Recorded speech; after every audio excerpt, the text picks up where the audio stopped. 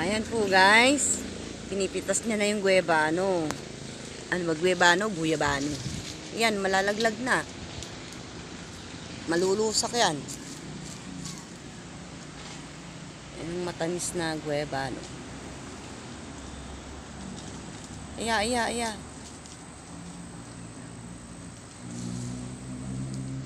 Yan, pwede ng ulam yan.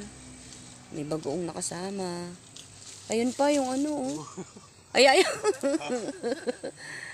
Pakita mo naman sa camera. Ayun, sarap. Hinog na hinog. Yan. Ayun pa, oh, meron pa dun, oh. Kaya lang mataas. Ang dami niyang bunga. Hindi na kaya at maibok na.